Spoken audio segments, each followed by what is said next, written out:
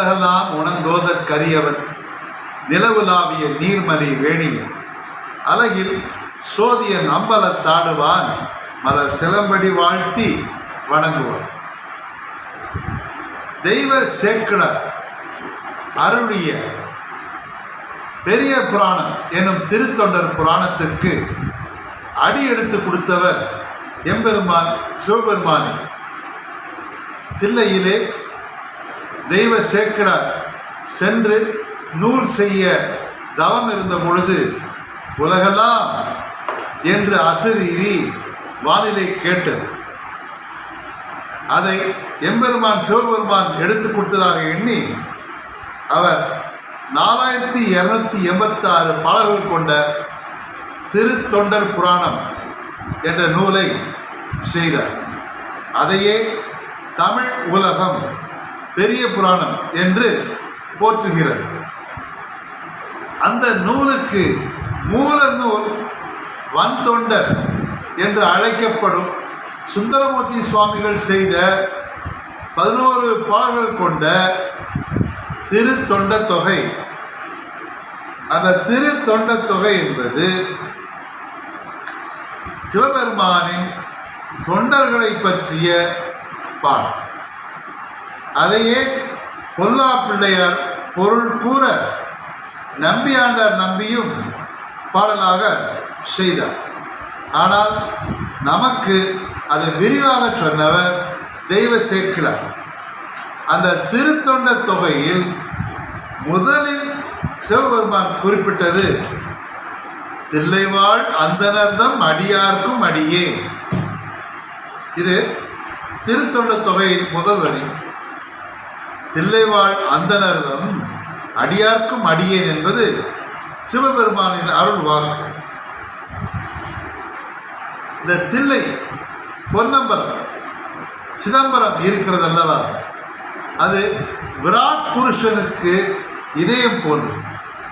விராட் புருஷன் என்றால் இந்த பிரபஞ்சத்தையே மனித உருவமாக உருவகப்படுத்தி நாம் படிக்க முற்படும் பொழுது இதய பகுதியாக சிதம்பரம் வீற்றது.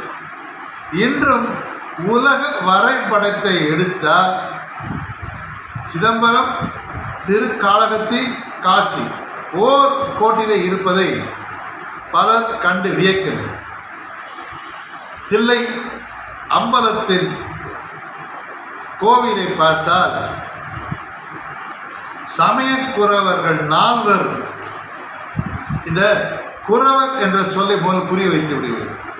கூற என்று வல்லினரா போட்டால் அது குறிப்பிட்ட ஒரு இனத்தை குறிக்கும்.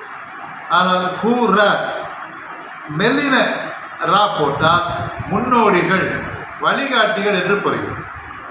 திருஞான சம்பந்தர், திருநாவுக்கரசர், சுந்தரமூர்த்தி சுவாமி மற்றும் மாணிக்க வாசகர்களை சைவ சமய குறவர்கள் என்று அறிஞர்கள் போற்றி வணங்குகின்றனர். இதில் மணிவாசகர் அருளியது திருவாசகம். திருவாசகம் கேட்க வேண்டும் என்று சிவபெருமான் விரும்பினார்.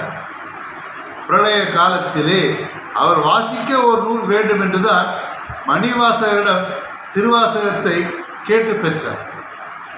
மற்ற ஏனைய மூவர் அருளிய பாடல்கள் தான் தேவாரம். சுந்தரமூர்த்தி சுவாமிகள், அப்பர் என்று அழைக்கப்படும் திருநாவுக்கரசர் மற்றும் ஞானசம்பந்தர். தோளுடைய செவியன் விட ஏறி ஒரு தூவெண்மதி சூடி என்று பாடல் தோழல்லவா, அதான் முதல்.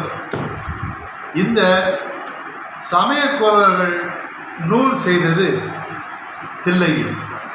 ஆனால் தில்லையிலே இருக்கின்ற அந்தணர் பெருமக்கள் சைவ சமயத்தில் மட்டுமல்ல ஒழுக்கத்திலும் பக்தியிலும் சிறந்து விளங்கியவர்.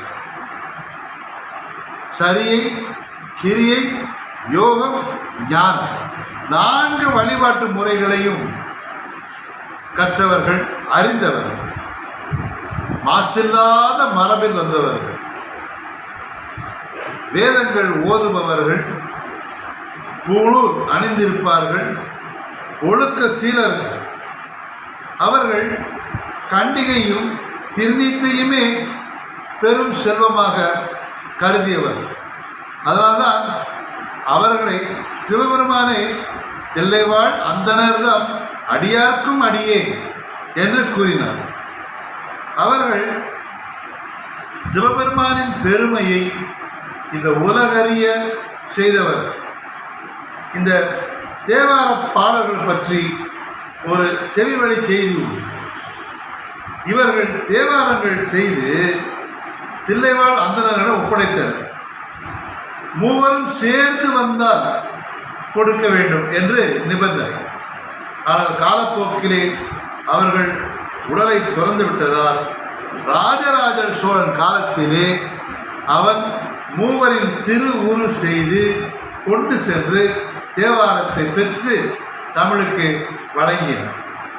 இருப்பினும் ஆயிரக்கணக்கான பாடல்கள் அந்த கோயிலே மறைந்துவிட்டது, இல்லை அழைத்துவிட்டது.